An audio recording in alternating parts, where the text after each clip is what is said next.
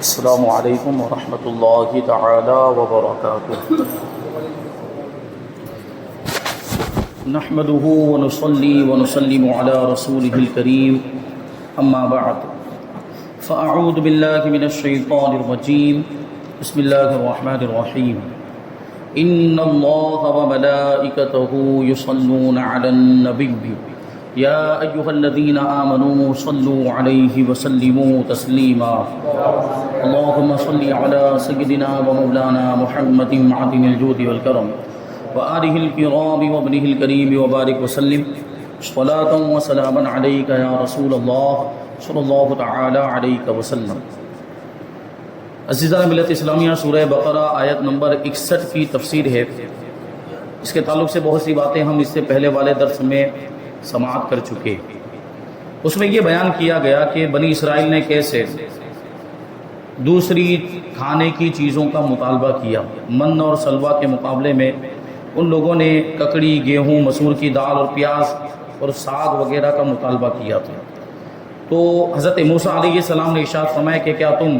بہتر چیز کے مقابلے میں گھٹیا چیز لینا چاہتے ہو؟ تو پھر ان کو حکم ہوا، جب انہوں نے بہت زیادہ اصرار کیا اور وہ کسی طریقے سے ماننے کے لیے تیار نہ ہوئے، تو حکم ہوا کہ کسی شہر میں چلے جائیں یا شہر مصر میں چلے جائیں، وہاں ان کو وہ مل جائے گا جن چیزوں کا وہ مطالبہ کرتے ہیں۔ اور ان پر ذلت مسلط کر دی گئی اور اللہ تبارک و تعالیٰ کے وہ غضب کے حقدار ہو گئے۔ اس کی وجہ کیا تھی؟ یعنی ذلت اور محتاجی مسلط کر دی گئی اور اللہ تعالیٰ کے غضب اور اللہ تعالیٰ کی ناراضگی کے وہ حقدار کیوں ہوئے، اس کی وجہ بھی بیان کی گئی۔ وہ اس وجہ سے ان کے ساتھ یہ ہوا، یعنی ذلت اور رسوائی اور محتاجی مسلط کی گئی، اللہ کے غضب کے حقدار ہوئے، کیونکہ وہ اللہ کی آیتوں کا انکار کرتے تھے اور انبیاء کرام کو ناحق قتل کیا کرتے تھے اور سرکشی کرتے تھے، حد سے تجاوز کرتے تھے، اللہ تعالیٰ کی نافرمانی کرتے تھے۔ تو اس کے بارے میں بہت ساری چیزیں بیان کی کہ ذلت ان پر کیسے اور رسوائی ان پر کیسے مسلط کر دی گئی اور محتاجی۔ تو اس کے تعلق سے میں نے وہ آنکڑے بھی بتائے تھے کہ آج بھی دنیا میں یہ یہودی جو ہیں وہ رسوائی کا بھی شکار ہیں، ذلت کا بھی شکار ہیں اور محتاجی اور غریبی کا بھی شکار ہیں۔ اور اس کی وجہ یہی ہے کہ ان لوگوں نے اپنے آبا و اجداد کے طریقے کو اپنایا۔ ابھی جو موجود ہیں، ظاہر سی بات ہے یہ اس زمانے میں نہیں تھے جن لوگوں نے ان کے آبا و اجداد میں سے انبیاء کرام کی شان میں گستاخیاں کی، انبیاء کرام کو جھٹلایا، اللہ کی آیتوں کو جھٹلایا اور انبیاء کرام کو قتل کیا۔ یہ ان کے آبا و اجداد کا عمل تھا، ان لوگوں کا عمل نہیں تھا، لیکن یہ اپنے آبا و اجداد کے عمل پر راضی۔ یہ راضی کیوں ہیں؟ اگر راضی نہ ہوتے تو حضور پاک صلی اللہ علیہ وسلم پر ایمان لے آتے۔ حضور پاک صلی اللہ علیہ وسلم پر ایمان نہیں لائے، مطلب یہ کہ اپنے آبا و اجداد کے افعال پر، ان کے کاموں پر یہ راضی ہیں، تو اس میں یہ بھی شامل، اس کے حکم میں یہ بھی شامل ہیں جو ان کے آبا و اجداد نے کیا۔ تو جو ان کے آبا و اجداد پر عذاب آیا، ذلت رسوائی ان پر مسلط کر دی گئی اور وہ اللہ کے غضب کے مستحق ہوئے، تو یہ بھی اسی طریقے سے اللہ تبارک و تعالیٰ کے غضب کے مستحق ہیں، کیونکہ یہ اپنے آبا و اجداد کے فعل پر راضی۔ اور اسی طریقے سے ان پر بھی ذلت مسلط کر دی گئی موجودہ زمانے میں جو یہودی ہیں، اور ان پر بھی محتاجی مسلط کر دی گئی۔ تو اس پر ہمیں غور کرنا ہے اور دیکھنا ہے کہ یہ یہودی اور بنی اسرائیل کے لوگ دنیا میں ذلیل و خوار ہوئے اور ان پر محتاجی مسلط کر دی گئی، وہ اللہ کے غضب کے حقدار ہو گئے۔ اور اللہ کے غضب کے حقدار ہونے کا کیا مطلب ہے؟ اللہ کی رحمت سے دور ہو جانا اور نعمتوں کا چھن جانا، نعمتوں کے سلسلے کا، رحمت کے سلسلے کا موقوف ہو جانا، یہ اللہ کے غضب کے حقدار ہونے کی نشانی ہوتی ہے۔ تو ہم اپنے آپ پر غور کریں، ہم اپنے تعلق سے، ہم مسلمان معاشرے کے تعلق سے اپنے بھائیوں کے بارے میں غور و فکر کریں، تو آج ہمارا بھی تو وہی معاملہ ہے، الا ماشاء اللہ۔ یعنی چند لوگوں کو چھوڑ کر سارے مسلمان آج ذلت کے شکار ہیں، سارے مسلمان آج رسوائی کے شکار ہیں، ان کی پوری دنیا کے اندر ذلت ہو رہی، پوری دنیا کے اندر وہ ذلت کا سامنا ہے ان کو۔ اور مسلمانوں کے اندر محتاجی بھی بہت زیادہ پائی جاتی ہے، غریبی بھی بہت زیادہ پائی جاتی ہے۔ جتنی غریب مسلمان قوم ہے، شاید کسی اور کوئی اور قوم میں اتنی غریبی نہیں ہوگی۔ غریبی کا پرسنٹیج مسلمان قوم کے اندر بہت زیادہ پایا جاتا ہے۔ تو یہ ہمارے ساتھ ہو رہا ہے۔ اور تیسرے نمبر پر وہ دیکھیں آپ کہ اللہ کے غضب کے حقدار ہو گئے، تو ہم بھی تو اللہ کے غضب کے حقدار ہوتے نظر آ رہے ہیں. یعنی ہم دیکھیں نعمتیں اٹھتی جا رہی ہیں، نعمتیں کم ہوتی جا رہی ہیں، انعام و اکرام کم ہوتا جا رہا ہے، اللہ کی رحمت کم ہوتی جا رہی ہے، اور ہم اللہ کے غضب کے حقدار کہ دن بدن کوئی نہ کوئی مصیبت آ رہی ہے، کوئی نہ کوئی پریشانی آ رہی ہے، اور کسی نہ کسی تکلیف میں مبتلا ہو رہے ہیں، کسی بیماری میں مبتلا ہو رہے ہیں. تو ہمیں اس پر غور کرنا چاہیے کہ ہم اس طرح کے معاملات میں کیوں گرفتار ہوئے. تو وہ ہمارے سامنے مثال ہے بنی اسرائیل کی. بنی اسرائیل نے انبیاء کرام کی نافرمانی کی تھی، انبیاء کرام کا کہا نہیں مانا تھا، اور انبیاء کرام کو معاذ اللہ انہوں نے قتل تک کر دیا تھا. اس لیے وہ ذلت و رسوائی کے حقدار ہو گئے تھے، ان پر محتاجی مسلط کر دی گئی تھی. تو کہیں ہم بھی تو وہی نہیں کر رہے جو بنی اسرائیل کرتے تھے. تو ہم غور کریں تو یہی معاملہ ہے. الا ماشاء اللہ ہم نے شریعت کو پسے پشت ڈال دیا، اسلام کے احکام کو پسے پشت ڈال دیا، اسلام پر عمل کرنا چھوڑ دیا، رسول پاک صلی اللہ علیہ وسلم کی سنتوں پر عمل کرنا چھوڑ دیا،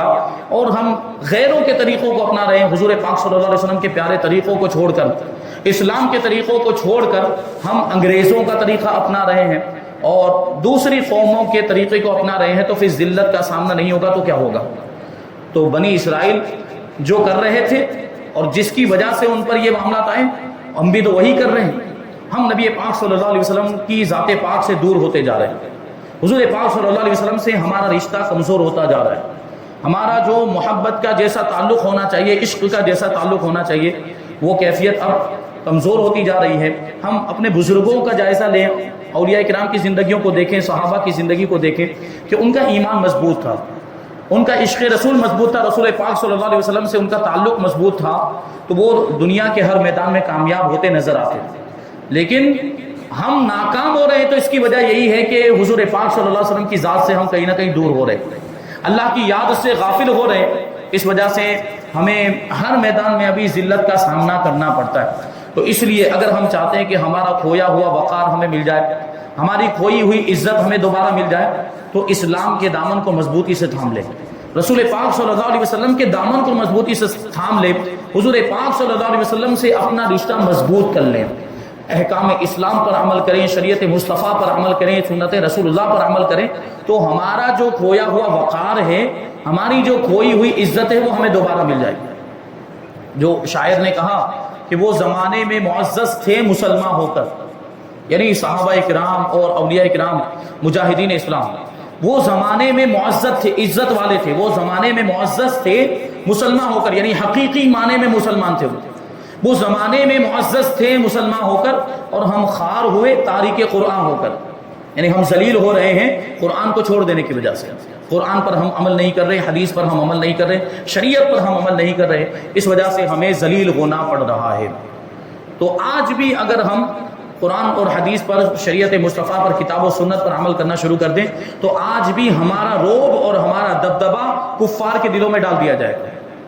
صحابہ کرام کے نام سن کر کانپنے لگ جاتے تھے. حضرت فاروق اعظم رضی اللہ تعالیٰ عنہ کا واقعہ آپ نے سنا ہوگا کہ فاروق اعظم رضی اللہ تعالیٰ عنہ کا نام سن کر بڑی بڑی حکومتیں، اس زمانے کے سپر پاور کیسر و کسریٰ کام جایا کرتے تھے، جبکہ فاروق اعظم رضی اللہ تعالیٰ عنہ کی سادگی کا عالم کیا، کبھی تو زمین ہی پر لیٹ جاتے تھے، کبھی چٹائی کا بچھونا ہوتا تھا، کبھی ہاتھ ہی کو اپنا تکیہ بنا لیا کرتے تھے. یہ سادگی کا عالم تھا فاروق اعظم رضی اللہ تعالیٰ عنہ کا. اور اس کے مقابلے میں بڑے بڑے بادشاہ اس زمانے کے، قیصر و کسریٰ جو سپر پاور مانے جاتے تھے، وہ فاروق اعظم کا نام سن کر تھر تھر کانپ جاتے تھے. یہ کون سی طاقت تھی؟ یہ ایمان کی طاقت تھی. ان کے پاس ایمان ایسا مضبوط تھا. ہمارا ایمان کمزور ہو گیا، اس لیے ہمارا نام سن کر کسی کو کوئی فرق نہیں پڑتا، بلکہ آج ہمیں اور مارا جا رہا ہے، پیٹا جا رہا ہے، قتل کیا جا رہا ہے، مسلمانوں کو دنیا سے مٹانے کی سازشیں کی جا رہی ہے، اور یہ سب ہو رہا ہے، منصوبہ بندی ہو رہی ہے اسلام کو ختم کرنے کی. دنیا کی ہر قوم یہی چاہتی ہے. دنیا کے سارے کفار جو ہیں، دوسرے مذاہب سے تعلق رکھنے والے، وہ اسلام کو مٹانے کی کوشش میں لگے ہوئے ہیں. ان کو سب سے زیادہ خطرہ اگر کسی مذہب سے ہے تو وہ اسلام سے، کیونکہ اسلام تیزی کے ساتھ پھیلنے والا مذہب ہے. وہ حضور پاک صلی اللہ علیہ وسلم کے زمانے سے لے کر اب تک پھیل ہی رہا ہے، اور آگے بھی انشاءاللہ پھیلتا جائے گا. اور یہ بات آپ یاد رکھیں کہ پرانے زمانے میں، یہ میں پہلے بھی عرض کر چکا ہوں، بزرگوں کے زمانے میں، صحابہ کے زمانے میں، بلکہ خود حضور پاک صلی اللہ علیہ وسلم کے زمانے میں، یہ مسلمانوں کی کوششوں کی وجہ سے بھی اسلام پھیلا ہے. مسلمانوں کے کردار کو دیکھ کر، مسلمانوں کے اخلاق کو دیکھ کر، ان کی ظاہری شکل و صورت کو دیکھ کر، ان کی سیرت اور ان کی عادتوں کو، ان کے اطوار کو، ان کے طور طریقے کو دیکھ کر بھی لوگ متاثر ہو جایا کرتے تھے پرانے زمانے میں، اور ان کی ان ساری چیزوں کو دیکھ کر ان کے دل میں اسلام کی محبت پیدا ہوتی تھی، اور وہ یہ سوچتے تھے کہ اسلام کے ماننے والے جب اتنے عظیم ہیں تو ان کا اسلام کتنا عظیم ہوگا، اور وہ کلمہ پڑھ کے مسلمان ہو جایا کرتے تھے۔ لیکن آج ایسا نہیں ہے، آج ایسا نہیں ہے۔ آج آپ کو بہت کم ملے گا کہ کسی مسلمان کو دیکھ کر، کسی مسلمان کے اخلاق و کردار کو دیکھ کر، کسی مسلمان کے طور طریقوں کو اور اس کی عادتوں کو دیکھ کر کسی نے کلمہ پڑھ لیا ہو، یہ آپ کو بہت کم ملے گا،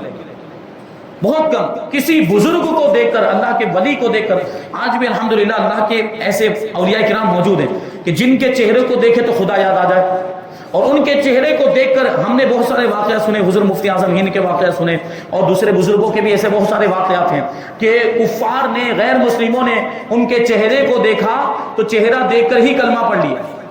کلمہ پڑھ کے مسلمان ہو گئے۔ تو ان کی یہ نتیجہ ہوتا تھا ان کے اخلاق و کردار کا، اور ان کی ایمان کی جو مضبوطی، یہ اس کا نتیجہ ہوتا تھا۔ ورنہ عام مسلمانوں کے حالات تو بہت ہی برے ہیں۔ آج کل مسلمانوں کا معاملہ تو یہ ہے، عام مسلمانوں کے اعمال اتنے برے ہو گئے کہ اگر کوئی کافر، اگر کوئی غیر مسلم اسلام کی طرف آتا بھی ہوگا نا، اور کسی مسلمان کی بد کرداری کو دیکھ لے اگر، اور اس کے برے اعمال کو دیکھ لے، تو قریب آتا بھی دور ہو جائے گا۔ اس طرح کی کیفیت ہماری ہو گئی۔ تو آج بھی اسلام تو پھیل رہا ہے، لیکن اسلام اپنی سچائی کی وجہ سے پھیل رہا ہے، اسلام اپنی صداقت کی وجہ سے پھیل رہا ہے، اسلام اپنی حقانیت کی وجہ سے پھیل رہا ہے۔ کیونکہ ہم بدل گئے، ہمارے اعمال بدل گئے، ہم برے ہو گئے، ہمارے اعمال برے ہو گئے، لیکن ہمارا اسلام تو وہی ہے نا جو 1450 سال پہلے تھا۔ تو اسلام تو اپنی تاثیر دکھائے گا۔ ہمارے اعمال کی تاثیر اگرچہ ختم ہو چکی ہو، ہمارا اخلاق و کردار اگرچہ اسلامی نہ رہا ہو، لیکن ہمارا اسلام تو وہی ہے جو 1450 سال پہلے تھا۔ تو ہمارے اعمال میں وہ تاثیر نہیں ہے، لیکن ہمارے اسلام میں آج بھی وہ تاثیر موجود ہے۔ تو آج بھی کوئی انصاف کی نگاہ سے، انصاف کا چشمہ لگا کر اسلام کو پڑھتا ہے، قرآن مجید کو پڑھتا ہے، حدیثوں کو پڑھتا ہے، اس کے دل میں ہدایت کا چراغ روشن ہو جاتا ہے۔ تو اسلام آج جو پھیل رہا ہے وہ اس طریقے سے پھیل رہا ہے۔ مغربی دنیا کے اندر آپ دیکھیں، ویسٹرن کنٹریز میں، وہاں اسلام تیزی کے ساتھ پھیل رہا ہے۔ کیوں؟ لوگ پڑھ کے مسلمان ہو رہے ہیں، مسلمانوں کو دیکھ کر مسلمان نہیں ہو رہے، کیونکہ مسلمانوں کا اخلاق و کردار تو اس لائق ہے ہی نہیں کہ مسلمانوں کے اخلاق و کردار کو دیکھ کر کسی کے دل کی دنیا بدل جائے۔ یہ بہت کم ہوتا ہے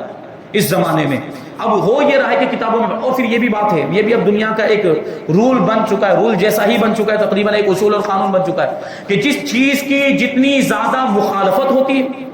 جس چیز کا جتنا زیادہ وروध کیا جاتا ہے، وہ چیز اتنی ہی زیادہ مشہور ہو جاتی ہے۔ تازہ مثال اخباروں کی خبر آپ کو میں بتاؤں، ابھی یہ جو فلم آئی شاہ رخ خان کی، سمجھانے کے لیے کبھی اس طرح کی مثالیں دی جاتی ہیں، اس کی کتنی زیادہ مخالفت کی گئی، جتنی زیادہ اس کی مخالفت کی گئی اتنا ہی زیادہ وہ چلا، اخباروں کے اندر آتا ہے، یہ آپ نے پڑھا ہوگا۔ تو یہی چیز ہے کہ جتنی زیادہ جس چیز کی مخالفت کی جاتی ہے وہ اتنی زیادہ مشہور ہوتی ہے۔ اچھا، ایک آدمی کی مطلب یہ سوچ بھی تو ہے، اس کا یہ ذہن، اس کے ذہن کے تقاضے بھی ہے۔ آدمی سوچتا ہے کہ اسلام کی اتنی مخالفت کیوں ہو رہی، کچھ تو ہوگا، اس کے اندر کچھ تو ہوگا،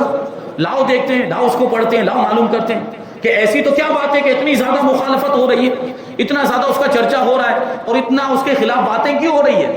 تو لوگ پھر پڑھتے ہیں۔ وہاں تو آپ مغربی دنیا کے اندر دیکھ لیں تو وہ زیادہ لوگوں کی باتوں پر بھروسہ نہیں کرتے، وہ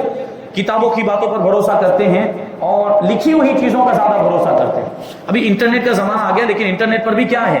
انٹرنیٹ پر بھی تو وہی ساری چیزیں ڈالی گئی ہیں جو پہلے کتابوں کے اندر تھی۔ پہلے کتابوں کے ذریعے سے، ابھی بھی ہے کتابوں کا معاملہ، لیکن تھوڑا کم ہوتا گیا۔ تو جو کتابوں میں تھا وہی انٹرنیٹ پر ڈال دیا گیا ہے، تو وہ انٹرنیٹ پر سرچ کرتے ہیں، اور بسا اوقات انگریزی میں ان کو ترجمہ مل جاتا ہے قرآن مجید کا، تو وہ قرآن مجید کی تلاوت کرتے ہیں، اور حدیثوں کی کتابوں کو پڑھتے ہیں۔ تو ظاہر سی بات ہے وہ پڑھنے کے لیے آئے تھے، اچھی نیت لے کر نہیں آئے تھے، وہ یہ سوچ کر آئے تھے کہ کچھ کیا خرابی ہے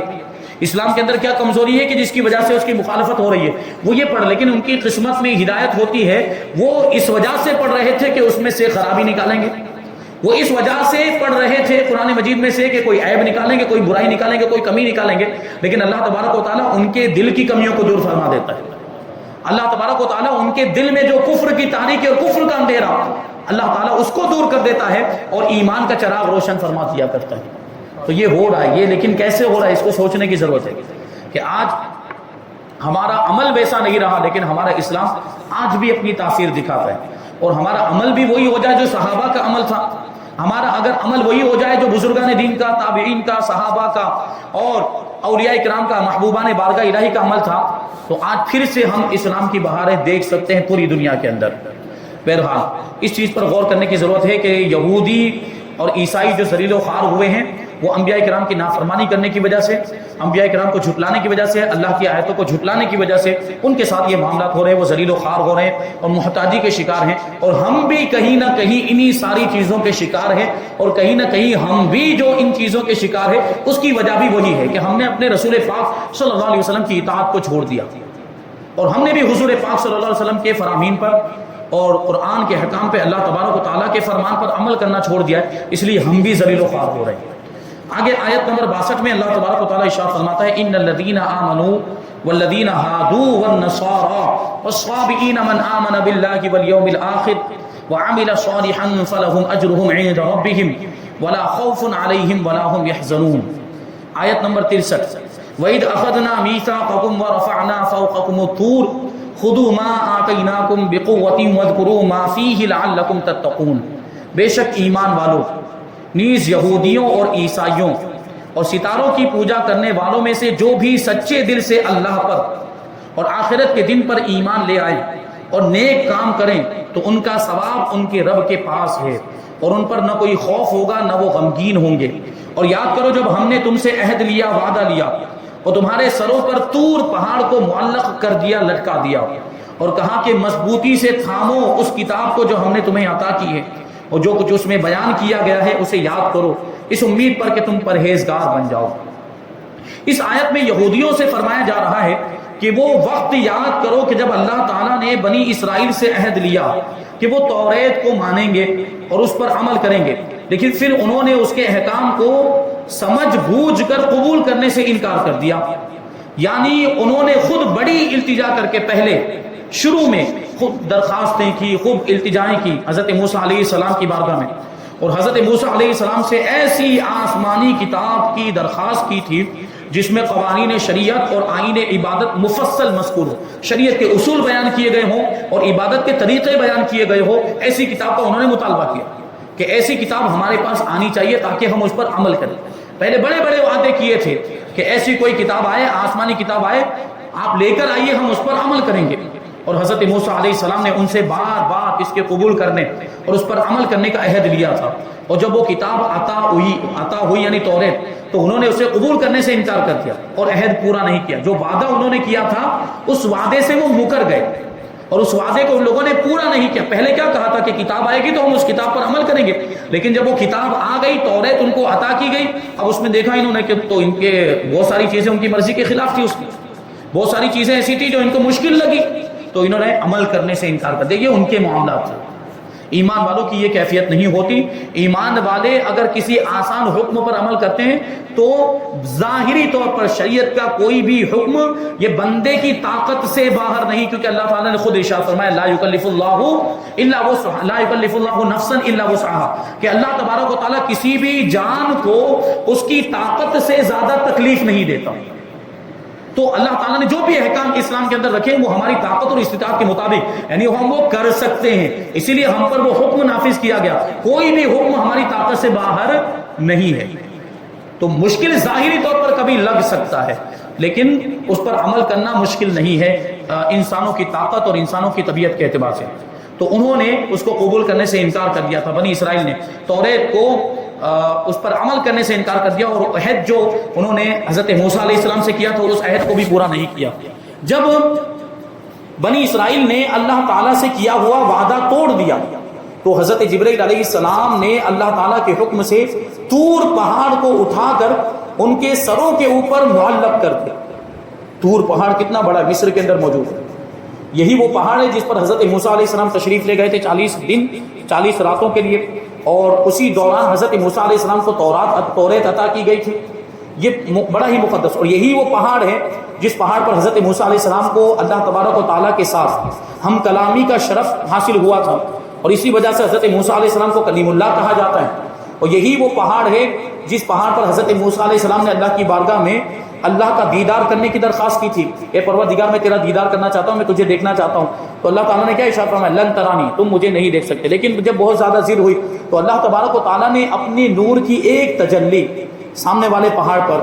ڈالی تھی، حضرت موسیٰ علیہ السلام اس کو بھی برداشت نہیں کر سکے تھے اور آپ بے ہوش ہو کر زمین پر گر گئے تھے۔ یہ حضرت موسیٰ علیہ السلام۔ اور اس کے بعد میں نے کبھی کسی موقع پر یہ بات عرض کی تھی کہ حضرت موسیٰ علیہ السلام کی آنکھوں میں پھر ایسی چمک اور ایسی روشنی پیدا ہو گئی تھی کہ تاریک رات میں، اندھیری رات میں اللہ تعالیٰ کی ایک تجلی، نور کی ایک تجلی دیکھنے کی وجہ سے اندھیری رات میں اور کئی کوس کے فاصلے پر اندھیری رات میں کالی چیونٹی بھی اگر چلتی ہو حضرت موسیٰ علیہ السلام اس کو دیکھ لیا کرتے تھے۔ ایسی روشنی آپ کی آنکھوں میں پیدا ہو گئی۔ ابھی سوچنے جیسی بات ہے کہ حضرت موسیٰ علیہ السلام نے تو ایک تجلی دیکھی تھی تو آنکھوں کی نورانیت کا یہ عالم ہے، ہمارے آقا نے تو اللہ تبارک و تعالیٰ کی عین ذات کو دیکھ لیا، تو حضور پاک صلی اللہ علیہ وسلم کی نگاہوں کا عالم کیا ہوگا؟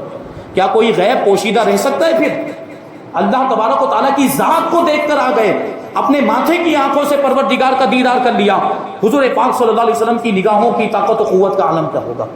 یہ شان ہے ہمارے آقا کی۔ تو حضرت موسیٰ علیہ السلام، وہ پہاڑ میں آپ کو ایک بات بہت پیاری بتاؤں، ہمارے دوستوں نے جو مصر میں پڑھے ہیں، ایجپٹ میں، جو جامع ازہر میں، قاہرہ میں، کیرو میں، وہ کیرو کے قریب ہی یہ کوہ طور پہاڑ موجود ہے، تو اس کے تعلق سے شاید میں نے یہاں پر ہی بیان کیا یا کسی اور جگہ پر یہ بات بیان کی ہے کہ جب اللہ تبارک و تعالیٰ نے وہ اپنے نور کی تجلی فرمائی تھی تو بلا تشبیہ اور بلا تمثیل ایک مثال میں آپ کو دوں کہ ہم اور آپ پرانے زمانے میں کیمرہ، ابھی بھی ہوتا ہے وہ کیمرہ، لیکن اب اس کا استعمال کم ہو گیا، ابھی تو موبائل کے اندر ہی وہ ساری چیزیں ہو گئی، تو وہ کیمرے کے اندر فلیش لائٹ ہوتی ہے، موبائل میں بھی وہ فلیش لائٹ ہوتی ہے، فلیش لائٹ ہوتی ہے، اور آپ کیمرے سے جب فوٹو کھینچتے ہیں تو وہ فلیش لائٹ جلتی ہے، اور اس کی وجہ سے تھوڑی دیر کے لیے ہی صحیح وہ ساری چیزیں جو اس کے مقابلے میں آتی ہیں ان کا عکس سامنے والی چیز جو ایسے سیدھ میں ہوگی اس کے اوپر وہ عکس نظر آتا ہے۔ جیسے سامنے دیوار موجود ہے، ابھی یہاں سے فلیش لائٹ جلائی جائے، بیچ میں کوئی آدمی کھڑا ہو تو اس کا عکس وہ سامنے والی دیوار پر نظر آئے گا تھوڑی دیر کے لیے، جب تک وہ جتنی دیر میں، وہ ایک سیکنڈ بھی نہیں ہوتا اس میں، ایک سیکنڈ کے لیے وہ جلتی ہے، بند ہو جاتی ہے فلیش لائٹ، تو اس میں بھی وہ سامنے والی دیوار پر جو بھی اس کے بیچ میں آیا ہے اس کا عکس نظر آتا ہے۔ اللہ تبارک و تعالیٰ نے وہ سامنے والے پہاڑ پر اپنے نور کی تجلی نازل فرمائی تو فلیش لائٹ تو اس کے مقابلے میں کچھ بھی نہیں، وہ نور پروردگار عالم کا نور، ہم تو اس کا تصور بھی نہیں کر سکتے۔ تو اس وقت کیا ہوا ہوگا؟ آپ وہاں جا کر اس چیز کا نظارہ کر سکتے ہیں جب ہمارے ساتھیوں نے اس ایک چیز جو بیان کی تو دل میں خواہش و تمنا کہ اللہ کبھی موقع عطا فرمائے جا کر دیکھیں گے، تو وہ ادھر پہاڑ موجود ہے، طور پہاڑ موجود ہے، اور سامنے والے پہاڑ پر اللہ تعالیٰ نے اپنے نور کی تجلی فرمائی۔ اب اس پہاڑ سے لے کر اس پہاڑ کے درمیان جتنی بھی چیزیں تھی، درخت وغیرہ، ان ساری چیزوں کا عکس اس پہاڑ میں چھپ گیا۔ وہ چھپ گیا ایسا نہیں کہ وقتی طور پر، آج بھی موجود ہے، کیونکہ وہ تو فلیش لائٹ تو تھوڑی دیر کے لیے دکھے گا اور وہ عکس دکھا اور غائب ہو گیا۔ وہاں تو پہاڑوں کے اندر نقش ہو چکا ہے درختوں کا عکس، درختوں کا جو عکس ہے وہ پہاڑ کے اندر، یہ جو نقشی کام ہم لوگ دیکھتے ہیں، نقشی کام یہ پتھروں کے اندر بنا ہوا ہوتا ہے، جیسے اس میں بنا ہو لکڑے کا نقشی کام، وہ بالکل اس انداز میں اندر تک ان کی تصویریں بن چکی، درختوں کی تصویریں بن چکی اس تجلی کی وجہ سے۔ تو وہ واقعہ اس کو دیکھ کر اور یقینی ہو جاتا، قرآن مجید میں آ گیا تو شک کی تو کوئی گنجائش ہی نہیں ہے، لیکن وہاں جا کر دیکھیں تو وہ اس کا اندازہ ہم لگا سکتے ہیں کہ وہ کیا کیفیت ہوگی۔ وہ صرف اندازہ ہی، حقیقت تو ہم بھی اب بھی نہیں جان سکتے، کیونکہ ہماری اوقات ہی نہیں، ہمارے پاس وہ طاقت ہی نہیں ہے کہ اس تجلی کے بارے میں سوچ بھی سکیں۔ تو بہرحال اللہ توفیق دے تو آپ اس کو دیکھیں، یا کہیں انٹرنیٹ پر آپ کو مل جائے تو آج بھی وہ تصویریں پہاڑ کے اندر بنی ہوئی ہیں، پہاڑ کے اندر ایسے نقش کی شکل میں وہ جو درخت وغیرہ بیچ میں آئے تھے ان کی اس پہاڑ کے اوپر جو ہے کہ تصویریں بن چکی ہے۔ یہ ایک اللہ کی قدرت کا وہاں پہ نظارہ دیکھنے کو مل سکتا ہے۔ اللہ تعالیٰ توفیق عطا فرمائے، اور جو کچھ بھی بیان ہوا اس پر ہم سب کو عمل کرنے کی توفیق عطا فرمائے۔ ابھی آگے اس آیت کریمہ میں اور بھی بہت ساری چیزیں باقی ہیں، انشاءاللہ اس کو ہم آئندہ درس میں شامل کریں گے۔ اللہ تبارک و تعالیٰ ہم سب کے دلوں کو نور قرآن سے روشن اور منور فرمائے۔ وما علینا الا البلاغ۔ السلام علیکم۔